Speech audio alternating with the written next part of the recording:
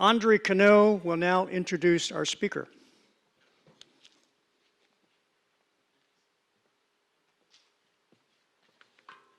Good morning. Can you hear me? Aquaponics farming, what is it? For some of us, like myself, it's a word that's even hard to pronounce. For others, it's a term that sounds like a new technology, although actually aquaponics farming is rooted in the past. It was started sometime in the era of the Aztecs, and so it goes way, way back, and it's being revolutionized for the future. I'm pleased to introduce Benjamin Kant, co-founder and master gardener, master grower at Revolution Farms, which is located in Caledonia, Michigan. Benjamin earned degrees from the University of Illinois, the University of St. Andrews in Scotland, and Brandeis University. A science fiction enthusiast, he believes in dreaming about the future. In fact, as we were talking today, and I was telling him about the Tulip Time Festival, and he said, tulips? Maybe there's a future for that in aquaponics. So he's also very much grounded in the reality of bringing Revolution Farms from concept to a fully successful business. Ben will tell us about how aquaponic production process works to create a highly efficient and environmentally friendly growing system, and how Revolution Farms is working to bring local fresh food to our tables year-round. Please welcome Benjamin.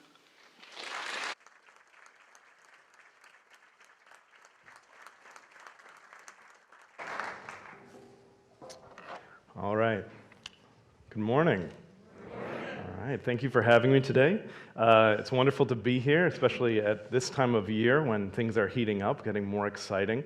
It's a very fun time to be growing plants because we're all able to see some green coming up and even some color.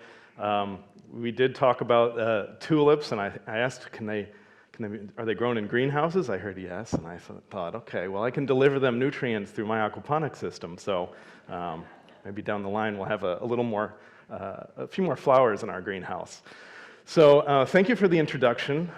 My name is Benjamin Kant, as I said before, and I have been growing with aquaponic technology for about 8 years now. I'm going to go through in my presentation, and I'll focus primarily on Revolution Farms, the project in Caledonia. We'll see some pictures. I'll talk about the technology, the business case for this technology, and for our business. And then I'll talk a little bit about where I came from, how this passion of mine got started, and maybe a few ideas about the future. So, let's start. False start. I need this clicker to work here. Up in the box. Can we turn this on? Oops. All right. There's me. Okay. So my personal mission is to use technology and emerging methods, agricultural methods, to improve food through business, to grow fresh food adjacent to the market. And this is really the core of what I set out to do 8 years ago. The advancements in growing technology have been outstanding in the last even 10 to 20 years, from greenhouse technology to the actual growing systems inside. I'm the co-founder of Revolution Farms. I led the design and construction of the farm. I also led the startup of the operations and the creation of teams, our product mix, et cetera. I have my fingers in a lot of pies there. And you know, a controlled environment greenhouse is really a little bit different than some other greenhouses you might be more familiar with that you might see around in other people's gardens or even some of the commercial greenhouses in the area. A controlled environment greenhouse is really fully automated, so it has climate control systems that will turn on the heaters, open vents, according to the conditions within the greenhouse. And for commercial production, this is very important because crops need a consistent atmosphere, a consistent environment to grow.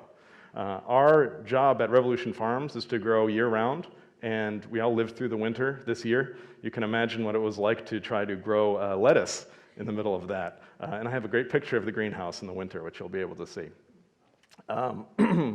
Previously, I was the founder of Metropolitan Farms. It was a smaller farm on the west side of Chicago. We actually built a greenhouse, 10,500 square feet, on a abandoned concrete lot on the west side. So that was a gritty adventure. My background is not agriculture, it's finance and management. I've worked for some time in lending. I did some other business development within startup companies. So you don't have to be a farmer to get into this industry. We'll move on next to what is Revolution Farms. So it's a controlled environment greenhouse. The entire facility is 80,000 square feet. Our greenhouse is 50,000 square feet. The aquaponic production, and I think it's time to get into what that means. Aquaponic production combines aquaculture, which is fish farming, and hydroponics, which is growing plants in water. So plants don't need dirt.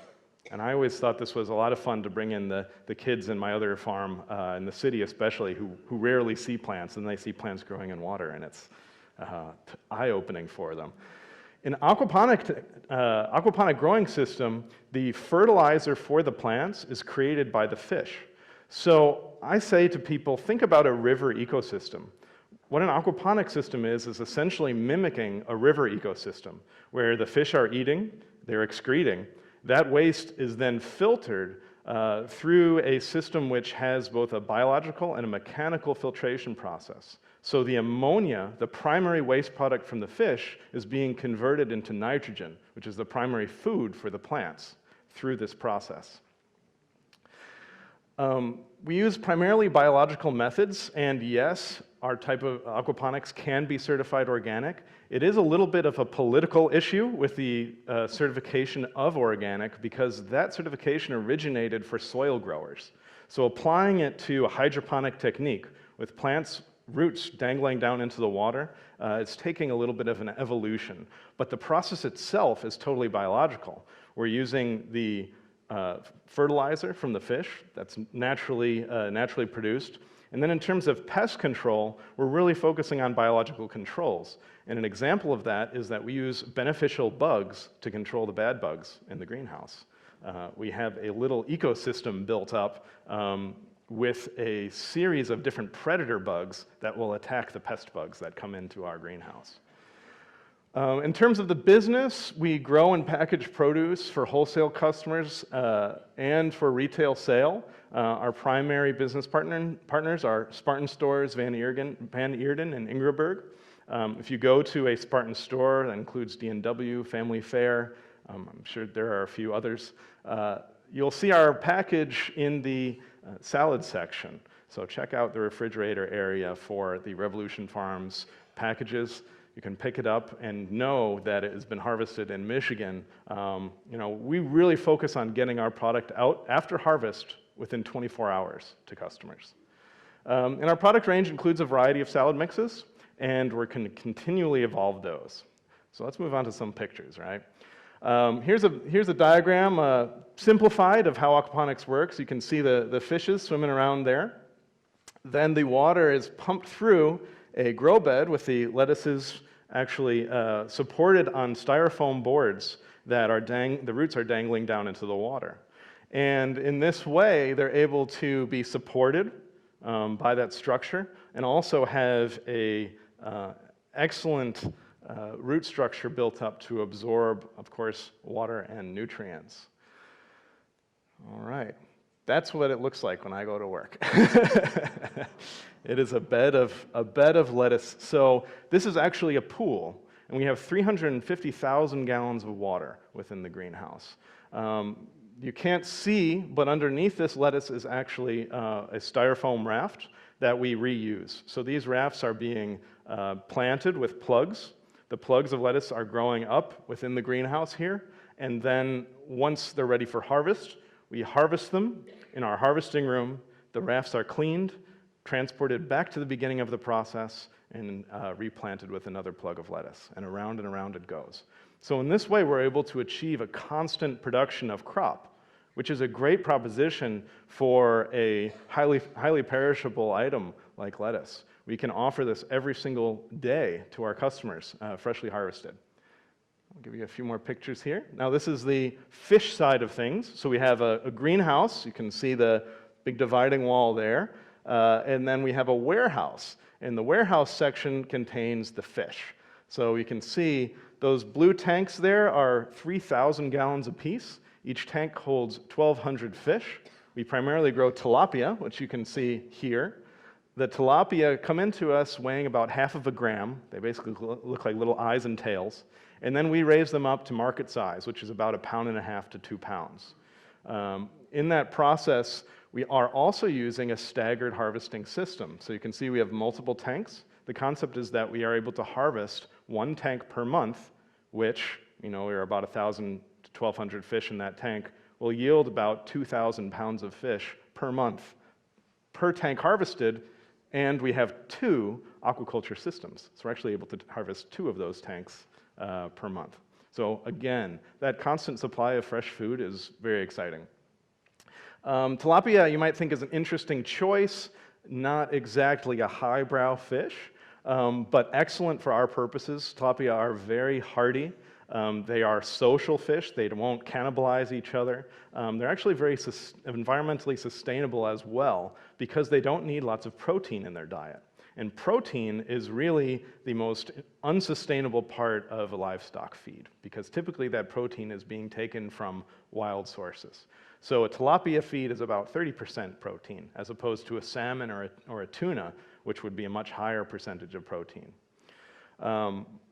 One item or one metric that's commonly used is a feed conversion ratio. And tilapia need 1.7 pounds of food to put on 1 pound of weight.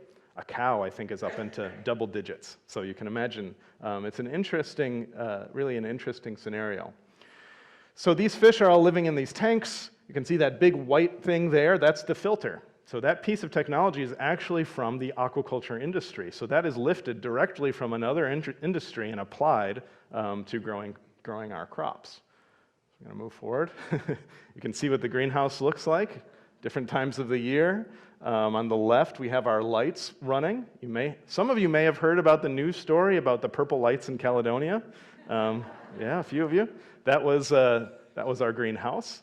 And that was me who was doing that. So here we have the purple lights. The reason why they're purple is because plants primarily absorb a blue and a red spectrum of light. Now, plants evolved with the sun, which is a full spectrum of light, but they're really focused on those 2 spectrums. So when we're supplying supplemental light to the plants, we're focusing that spent energy, that spent electricity, on the spectrums that are most effective for growing the plants. And some of you might say, well, you have a greenhouse, why do you need lights? Well, it's all about consistency. In the wintertime, as you all know, it gets very dark here, and it can be, from my sensor readings, it's about 8 times darker in the winter than it is the summer. So we get 8 times less production in the winter, which is why we need these supplemental lights. On the right, you can see greenhouse in Antarctica. No, this is actually Revolution Farms. In the winter, fully operational. We have heaters, of course, inside of the greenhouse, and there's also a curtain which closes at night like a big blanket that pulls over the top of the greenhouse to keep the warmth close to the plants.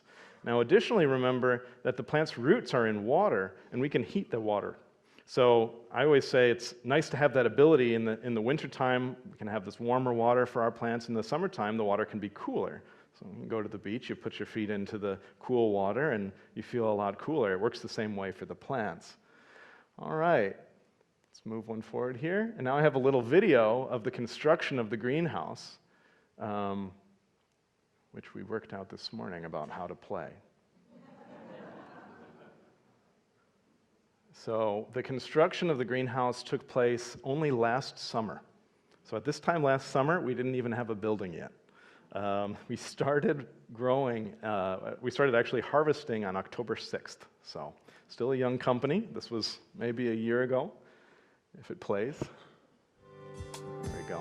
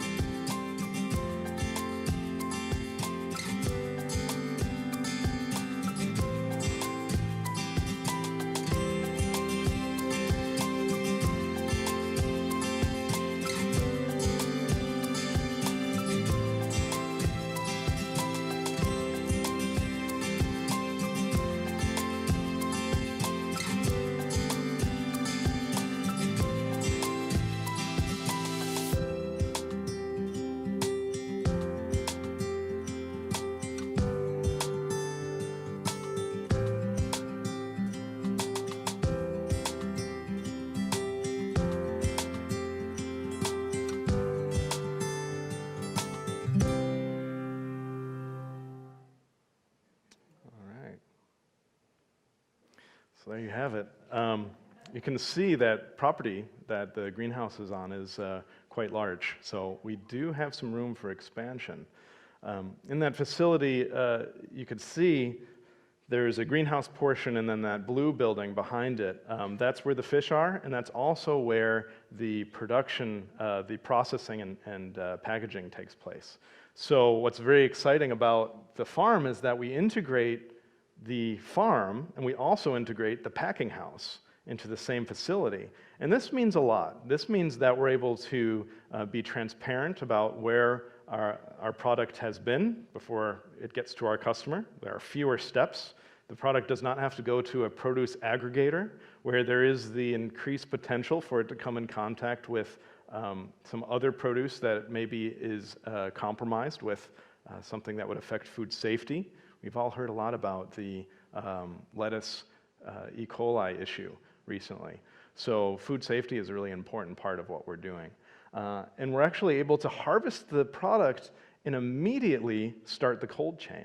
So a cold chain is typically used in food to describe the linkages between the different parts of the distribution chain that are maintained at temperature.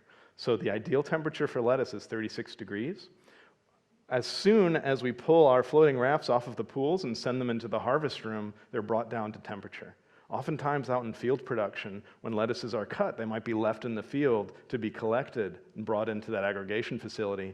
And that's just time off of shelf life, that's reduced freshness. Those are all problems that we've solved by integrating these different aspects of the farm operation.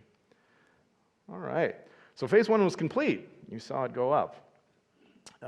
The facility, as I said, is, yep, that looks correct, 85,000 total square feet. We've been talking about organic, and you know, there's a lot of focus out now on third-party certifications in farms, and it's an interesting world because FSMA, the Food Safety Modernization Act that recently came into effect, is actually one of the first pieces of law that actually affects produce farmers. Previously, it was completely unregulated, and all of the sort of oversight actually came from the buyer-seller relationship. So it would be on Spartan, for instance, to make sure that we are doing things the correct way. So I think this is a good evolution for there to be standardization across the industry, but it's also created some uncertainty among farmers of what do we need to do, what kind of training needs to happen. I'd say that we've tried to use best practices across all the fields. So what makes this a good business idea? And I think that's something to discuss. First off, the market. The market is hungry for what we're doing. Local produce and food transparency are becoming more important to consumers, and you can really see that everywhere. You can see it in the advertisement of food companies, you can see it in the popularity of farmers markets, and it's great for the local economy, but it's also difficult to be a consistent producer when you're not in California or Arizona for crops like this. So you need to use technology. But the market has been very supportive of what we're doing, and we think there's a lot of room still to expand the local impact. Instead of trucking in the lettuce from California and Arizona 1,000 miles, we're able to keep the production local, keep the jobs local too. So it's a really nice evolution. So locally grown, I think, is an interesting aspect, and when you see that out in the market, if you're going shopping and you see locally grown, think about what it means to you. I'm always curious. Some people say, well, local is within the state or local is within the region. You know, if in Chicago, when I was working in Chicago, we'd have Michigan farms to our farmers markets, and we consider that local. I would say what we're doing at Revolution Farms is hyper-local. The distribution center for Spartan is 3 miles down the road. So we're able to harvest, pack it up, palletize, get it on the truck, and boom, we're in the distribution center that evening. It's out to stores in the morning. Very exciting process. Freshest quality, we can do better than the product that's trucked in from far away. That product has been sitting for days. The quality is so much improved by having a local production. And I think that it's really a factor of the market, that buyers are starting to focus more on the premium quality produce. I think that the shift is now moving away from commodity and pricing, and now moving more towards freshness and the story behind the products. All right. So pesticide-free and non-GMO. You know, we should put the caveat, it's synthetic pesticide-free. Pests are always an issue in farm production, and I know that this area, there's a lot of farming, and I'm sure that some of you have relatives that are farmers or have maybe done so yourself. You'll know that pest pressure is always an issue, even within a greenhouse. Typically, we will be able to operate using only our beneficial bugs, but if we were ever to have an infestation that was affecting our production, we would just be using an OMRI certified or an organic pesticide, something that would be more of like a, how to describe these products, it's almost more like what they're called is insecticidal soap, which is a sort of a interesting advancement in these pest control applications. This insecticidal soap will put a little bubble over the mouth of the bug and make them unable to eat, and that will control their population. That soap is biodegradable and will disappear. So it's a far cry from you know, toxic weed killing, you know, whatever product may be. It's really the concept of, first of all, we exclude the pest. Second of all, you have our beneficial bugs to control any ones that get in. And our absolute last resort is to use an application. Also, we use non-GMO seeds. We have been non-GMO certified. And this is a big part of our story too. The technology is very efficient. So we're actually only using about 10%, 20% of the water that traditional agriculture uses. And the reason for this is because all of the water is contained. Nothing is lost. We don't water the plant and then the water goes down into the ground or spreads out away from the roots. Water is only used by the plants. It's lost through evaporation, which we can't really help. And then occasionally we may do some water changes to improve the water quality. And water chemistry is very important in all this. So if you have anyone who's interested in this industry, chemistry and science are very important to getting that nutrient mix just right. And there's a technique behind that. Of course, not having to ship product from far away saves a lot of trucking miles. And we don't have any runoff because it's all contained within our system. So we're not outputting gallons and gallons of manure out to the creek or wherever because we're able to contain it all within the facility. So in terms of a business case, now this industry is really still developing. When I say the industry, I'm including hydroponics, I'm including aeroponics in that. You may have heard of these different types of plant growing technologies. I'm including all of that under the guise of controlled environment production. So basically anything that's not out in a field. And aquaponics is sort of part of this mix of technologies that is starting to emerge within controlled environment agriculture. The hydroponic industry is the best developed, so there have been hydroponic farms around for a while. Aquaponics is certainly a newcomer. Revolution Farms is the second largest aquaponic farm in the country. The exciting part about aquaponics is our potential to use a natural fertilizer as opposed to a chemical fertilizer, which a conventional hydroponics uses, to increase food security by growing a protein source, and to really innovate the technology and potentially create other aspects of a ecosystem. I mean, we're using fish and plants right now. Down the line, maybe we could add shrimp to the mix. Maybe we could add other types of fish, or clams, or mussels. There could be a lot of potential there. Now, aeroponics, I'll just touch on that. You may have heard of that methodology. That's actually using a nutrient-rich solution that's misted onto plant roots. And there's one or two high-tech farms out east that are using that methodology. But they typically all sort of have the same characteristics for a business case. The quality of the product is superior. The service is always superior because we're a local farm. We work directly with our buyers. We have an excellent story to use. So capitalizing on that is easy. Everybody's enthusiastic about local produce, high quality produce, supporting their local farm. And then another, I would say, critical point of that is the consistency of production, because it allows buyers to be able to forecast and adjust their purchasing habits without worrying about the market moving up and down quickly with environmental issues such as droughts in California, or labor issues, or increases in price from fuel going up. So we have these really nice attributes on the top. Now below that are some of the cons. Now it is of course very expensive. There's a lot of upfront costs needed. There's also a lot of expertise that's required as well. So it's a big capital investment to make.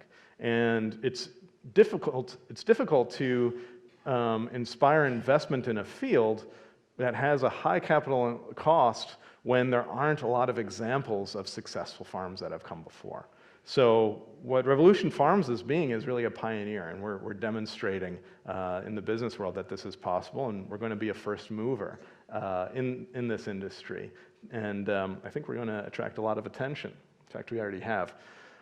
Building effective sales channels takes time.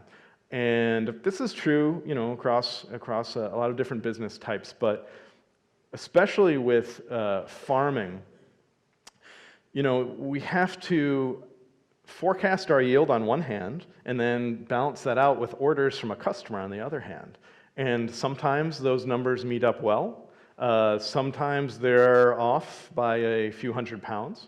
And where, in terms of the grand scheme of things of production, that might be a fairly small amount, for a customer, it makes a big difference because they're putting that on their shelves, they're putting that on their plates that week. So it takes some time to build an effective sales channel where there's trust, there is a sort of flow to the product that really makes sense.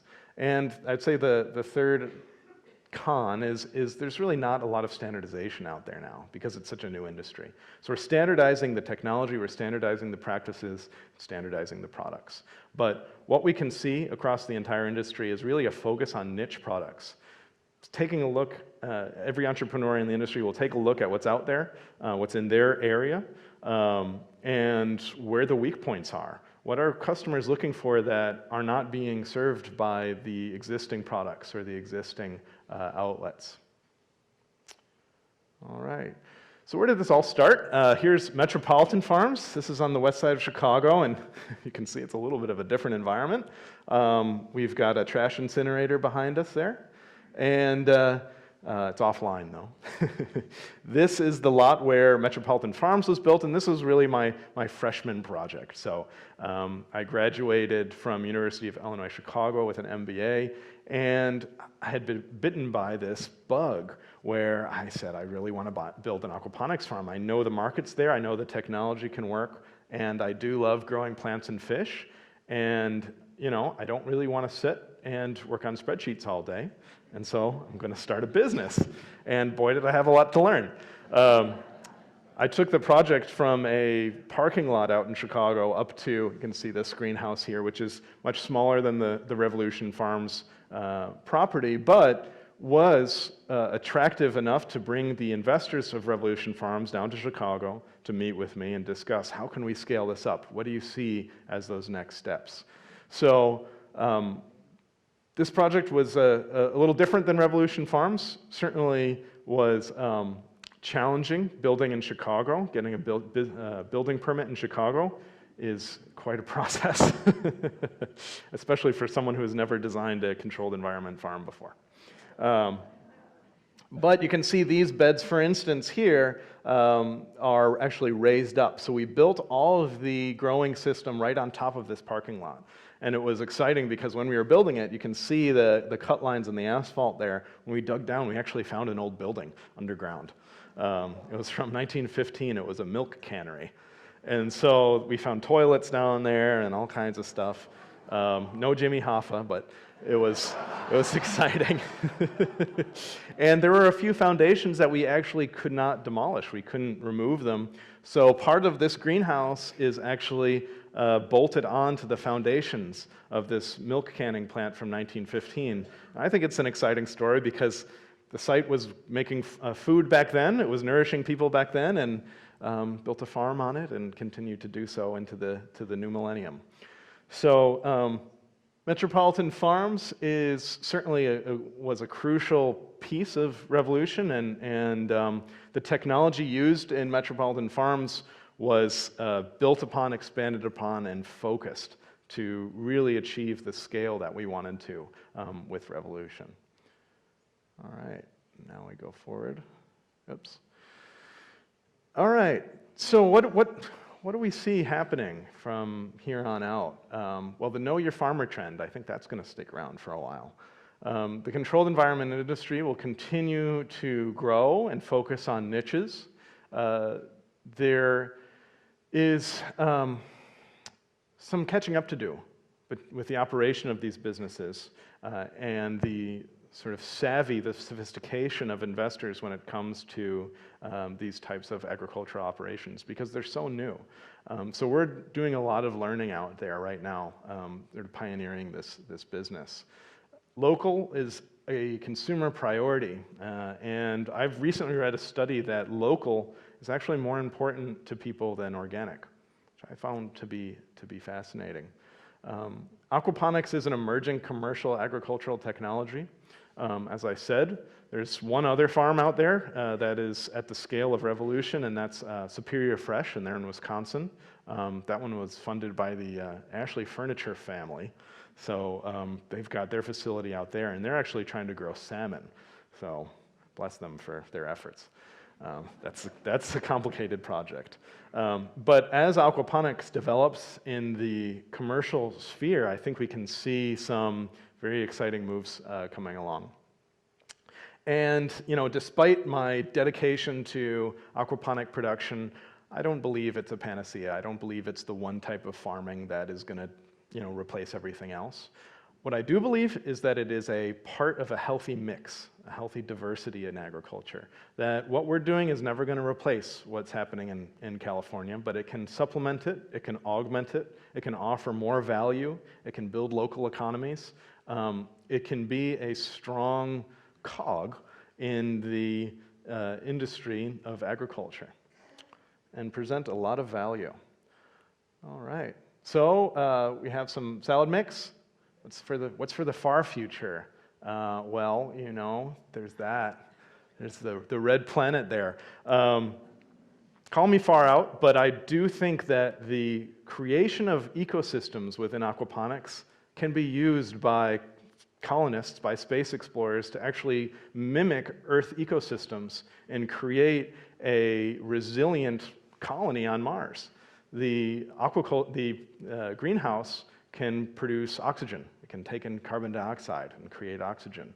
It's extremely water efficient. We might be able to filter water through the aquaponics system.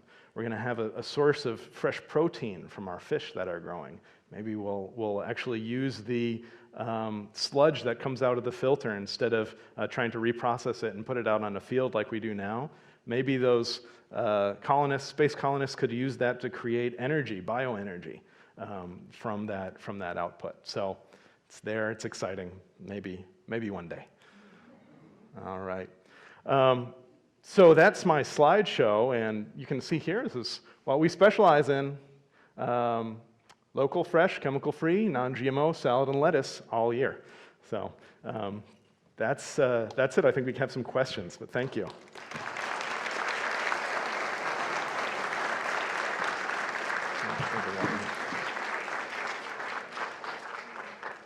We're going to welcome questions.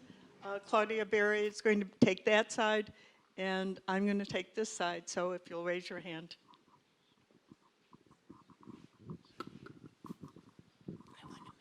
Thank you.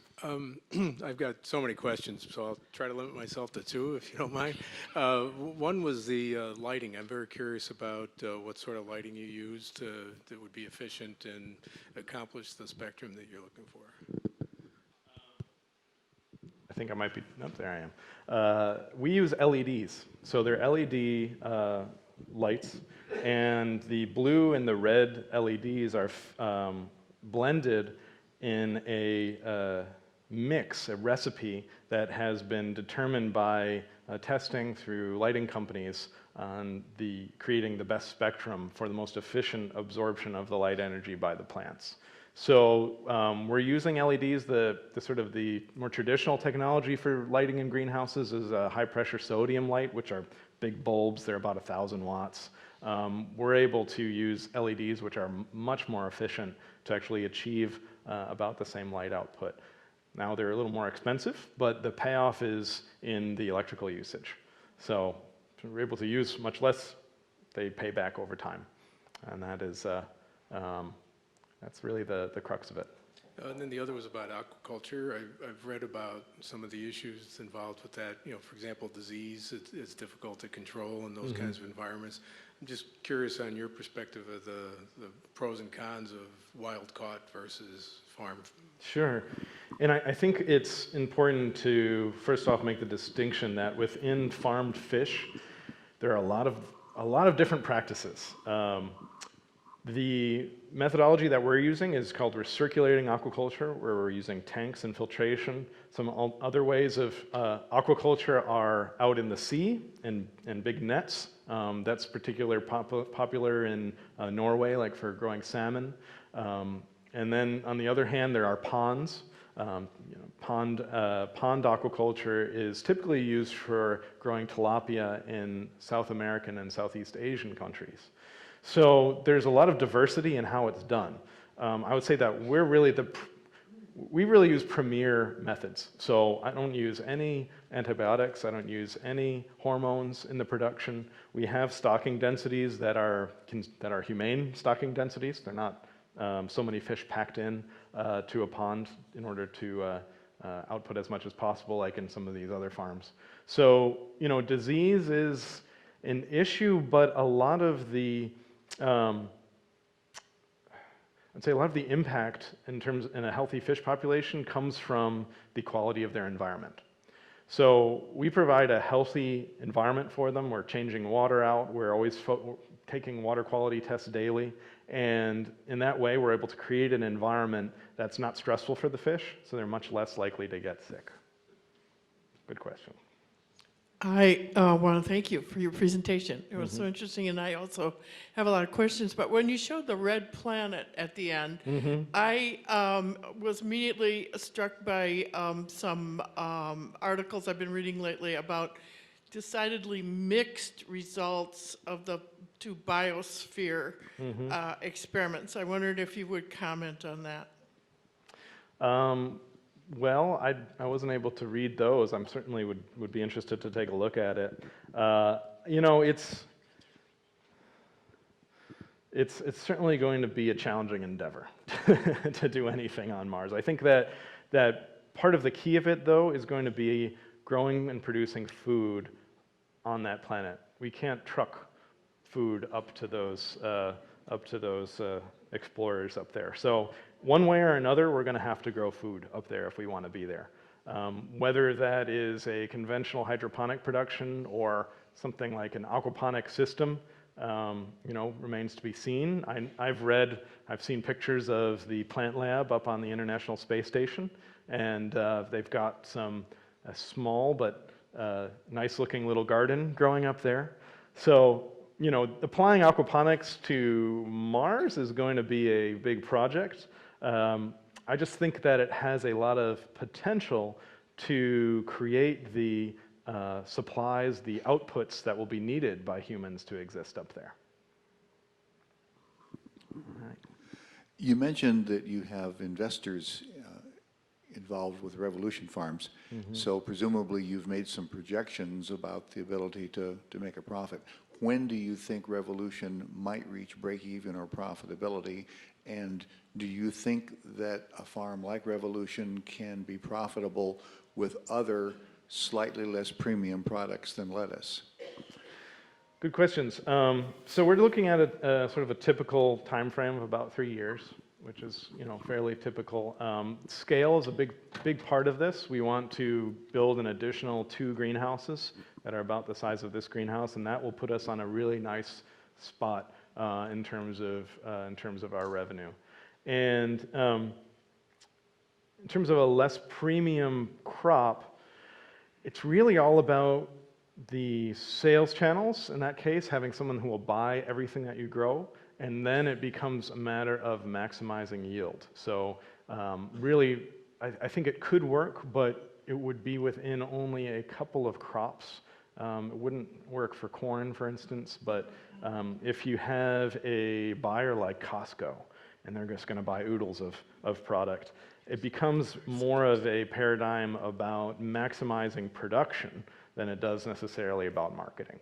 So yes, I think it's possible. I think that this sort of niche premium production will come first to perfect the technology, to get those yields to the places where they can support that more volume-focused production.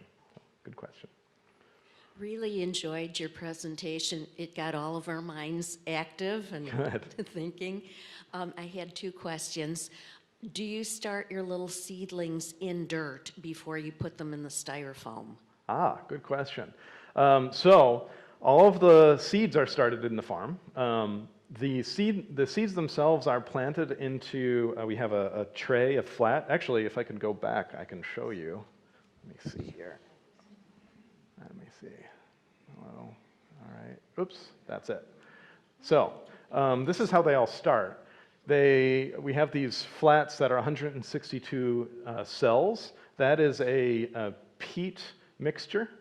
So those little peat plugs are in these cells, and they have a dibble in them. And we have a machine that drops a little seed into each dibble. And then the planted tray will be put into a germination rack where they'll stay for a couple days, and then out to a nursery area where those little seeds will grow up into larger seedlings. Every week we do about 3 generations of plants, which is about, 240 162 cell trays. So we move through quite a bit of this material. These little plugs, once the seedling is of proper sized, are pulled out and then plugged into that to the styrofoam raft. And my other question is, do you give tours? Would it be possible for HASP groups to come and see your farm? Yes, I have given a few tours. Certainly, I have a lot of other duties, but if you get in touch with me, I'm sure we can arrange something. I have a question and 2 questions, I guess. The first is I don't know if this is the right question, but is the chemical makeup of the lettuce the same as what you get out of the ground, or better because it's premium? And I'm thinking of, you know, we grow milk and we put hormones in things, and then it affected how people grew and whatnot. So is it the same or better? Interesting that you say that, because just this morning I got results back from the laboratory where we did some nutrient testing. We actually also did a taste test with a panel, and in about 6 out of 8 measurements, the Revolution Farms produce was better, more nutrient dense than conventional hydroponic, field-grown organic, and field-grown conventional. Great. The second question I have is, you mentioned a canopy going over the top to keep it warm. Does that also assist in a dark sky going along with air light pollution? Yes. So we do draw the curtain to assist with that. That's a good point. We also use the curtain in the summertime to create shade. So it has a lot of uses. I'm wondering about, several questions have been asked that answered some of mine, but I'm wondering about the fact that your slide production did not show any people involved in this. Are you using robotics, or are you actually hiring people to transfer these plants, or does? That's a How- good. how do that's you a good employ point. folks? I used a lot of the stock pictures that we had the photographer come and do of the greenhouse. There are people, indeed. We have about 20 people on staff. We have not implemented a lot of automation, a lot of robotics. That's very expensive and specialized equipment. So typically, the jobs in the farm are a greenhouse worker. That person is primarily going to be doing plant transfers, cleaning around the greenhouse, working on seeding and moving the plants around. We have harvesters where they're going to be cutting the lettuces down and breaking them down. And we have packagers who are in the packaging room that are actually getting the product into our packages. So the one piece of equipment that we are using is we have a weigh pack machine, and it was the one picture that didn't make it into the slideshow. We have a big weigh pack machine where the lettuce moves up a conveyor and goes into a hopper on top of this big giant machine. It's about 2 stories tall. And the lettuce flows down through a series of weighing cells and drops it into the clamshells. So that's basically that's pretty much our main machine. Everything else is mostly done by hand. Yep. Yes, okay. We see non-GMO on products, almost every product you see. What are the pros and cons of that, and how did you decide to use that? Right. So we had a marketing meeting last year, and the concept behind the marketing is essentially how can we check as many boxes as we can for what consumers are looking for. And there is interest out in the market for non-GMO, and what goes into that was essentially I had to trace back all of the materials that we're using to their source, the seeds, the fish feed that's going into it, and demonstrate that those products are not subject to any sort of genetic manipulation. So it's important to some consumers. If, from our point of view, if it makes a decision of whether to buy ours or some other product, then by all means, let's get it on the package. If it was one of those certifications where, hey, we can do it, so let's do it. I have 2 questions. Sure. What is the fish food, and what do you clean the styrofoam rafts with? It's getting technical. The fish feed is from Cargill. It's their premium fish feed, and it is really the sort of the high-end steakhouse version of aquaculture feed. It has a vegetable and a protein portion. For the rafts, we have a pressure wash system that washes them down. They don't have to be sanitized. We actually don't want to kill the beneficial bacteria on them. So we'll wash them off with the pressure washer and then put them back into production again. Okay.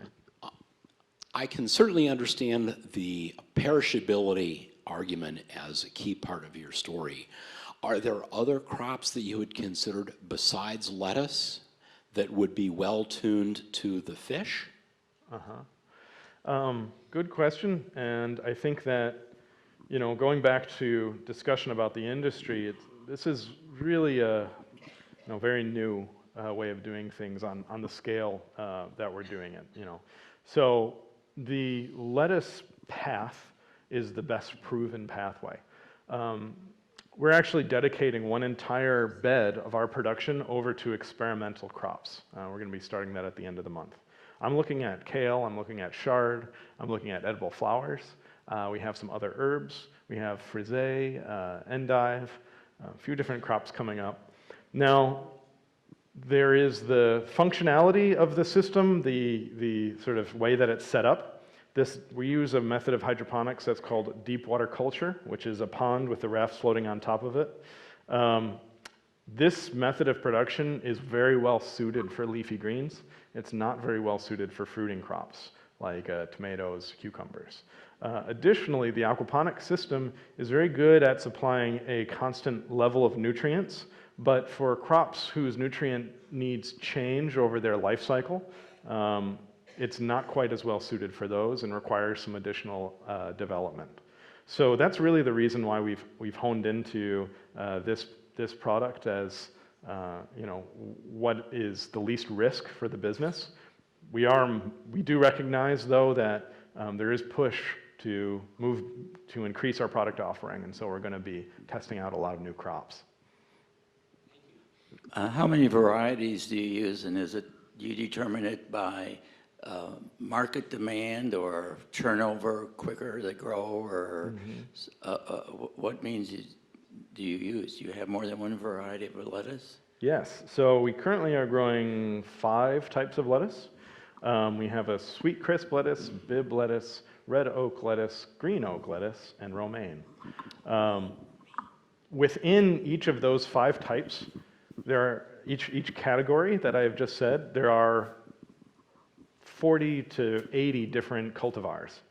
So over the past 8 years of my life, I have been testing and retesting varieties for their applicability, for their growth, their production within the system, but also their desirability within the market.